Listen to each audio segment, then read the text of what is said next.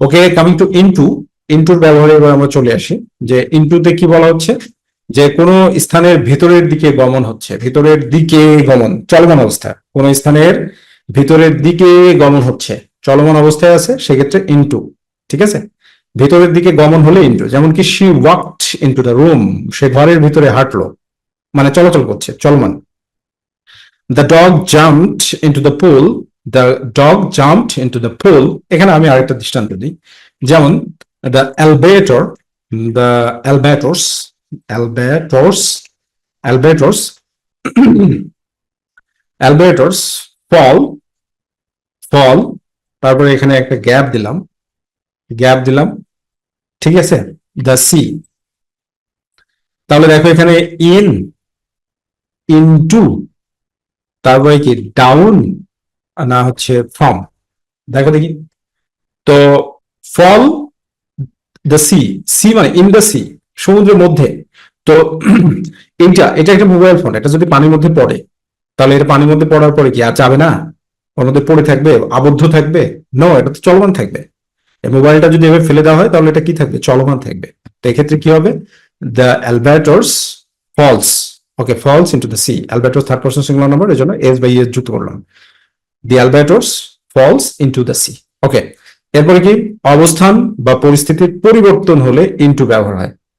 অবস্থান বা পরিস্থিতির যখন পরিবর্তন হবে তখন কি হবে, ইনটু ব্যবহার হবে।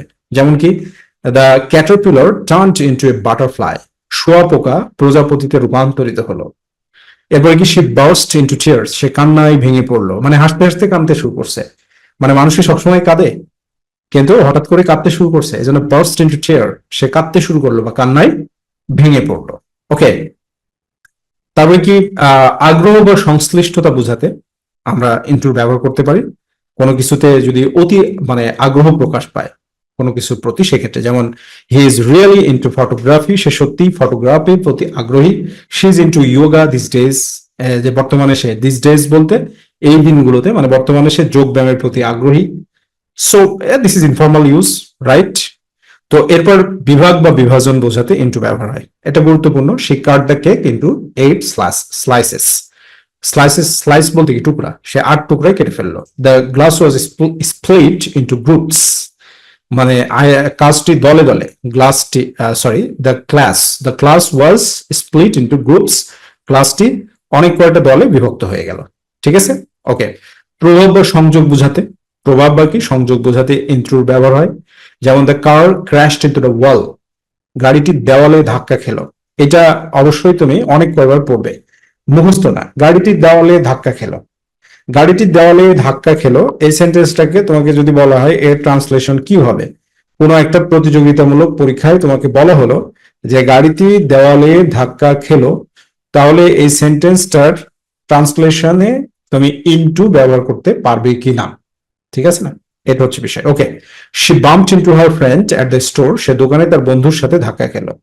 She bumped into her friend, she bumped into her friend, সে তার বন্ধুর সাথে ধাক্কা খেলো অ্যাট দ্য স্টোর, দোকানে। ওকে, এরপর কি, একটা নির্দিষ্ট সময় বা পর্যায়ের দিকে অগ্রগতি, এটা খুবই গুরুত্বপূর্ণ। একটা নির্দিষ্ট সময় বা পর্যায়ের দিকে অগ্রগতি মানে ইনটুর ব্যবহার হয়। যেমন কি we are well into the summer season, আমরা বেশ ভালোভাবে গ্রীষ্মের মৌসুমে আছি। We are well. তারপরে কি, he worked late into the night, সে রাত গভীর পর্যন্ত কাজ করেছে। লেট ইনটু দ্য নাইট, নির্দিষ্ট সময়, late into the night. Okay, not late in the night, late at the night, late into the night. ওকে, তো এই হচ্ছে মূল কথা, যে পরিবর্তনশীল অবস্থায় গতি, মুভমেন্টের ক্ষেত্রে ইনটু, আর এটা খুব গুরুত্বপূর্ণ নির্দিষ্ট সময় বোঝাইতে।